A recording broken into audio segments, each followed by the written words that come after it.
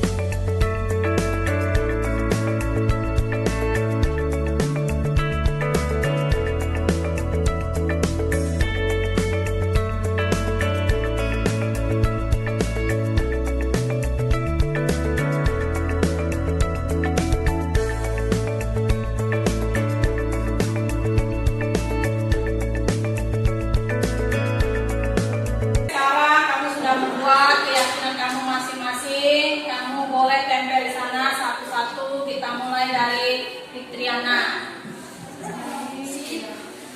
Dibuka dulu batiknya, buka langsung. Oke, dibacakan sebentar baru tempel.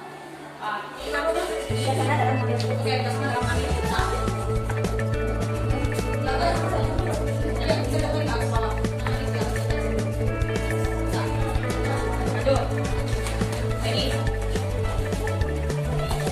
Yang belum.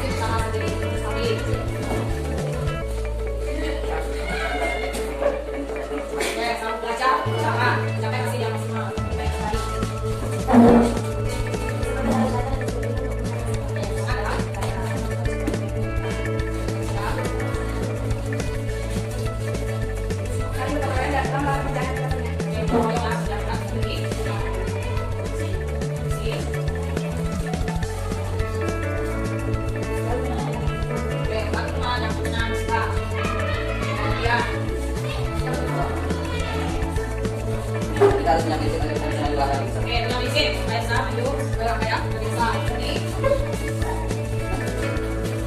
Jadi selalu sampai di dalam hati betul. Tadi kita kan terus di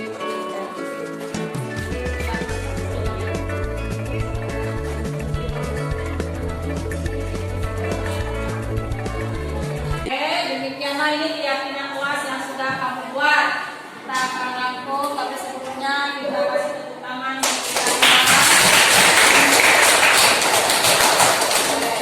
Nah, dari keyakinan puas ini atau keyakinan kamu tadi pribadi, kita ambil minimal 3, maksimal 7.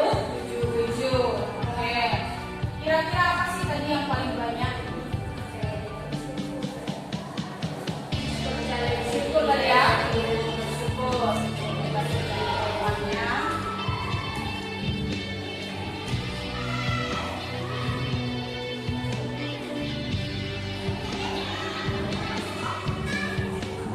Syukur tadi. Banyak tadi bersyukur ya. Berarti senang, biasa, bersyukur. Syukur atas apa? Atas rahmat Tuhan yang Maha Esa. Oke, apa lagi yang paling banyak tadi? Oke, selalu bersikap percaya diri. Apa lagi?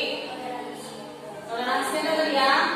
Mempunyai sifat toleransi dalam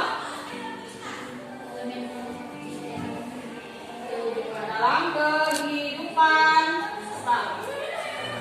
sehari-hari. Yang keempat,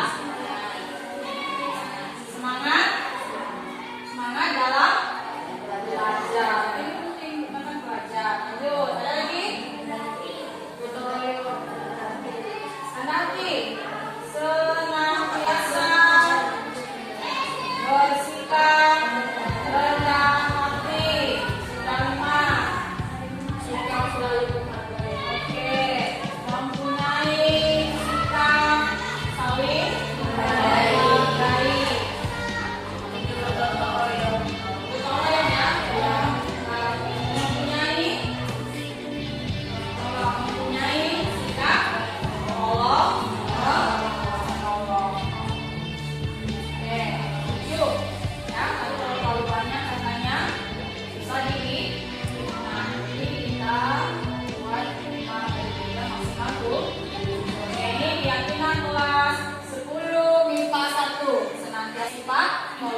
masih semangat dalam belajar, senantiasa bersikap rendah hati, mempunyai sikap saling menghargai, mempunyai sikap tolong menolong. Oke, ini ditingkatkan. Nah, sekarang silakan kamu menandatangani di bawah keyakinan yang sudah kamu buat. Dimulai dari sana, Fitriana.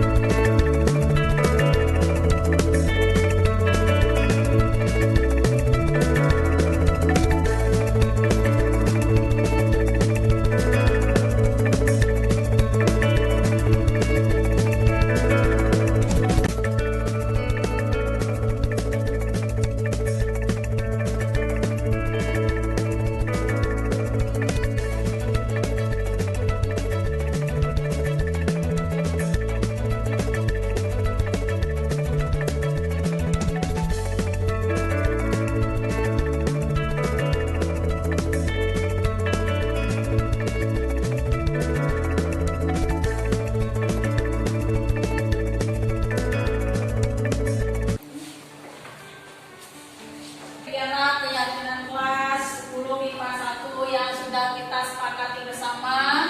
Terakhir mungkin Ibu tanda tangan juga karena ini semua warga kelas termasuk guru ya. Oke, untuk kedepannya semoga kita bisa mengerjakan apa yang sudah kita yakini. Oke, kita beri tepuk tangan. Demikian pembuatan keyakinan kelas hari ini. Sampai jumpa di pertemuan berikutnya. Selamat siang.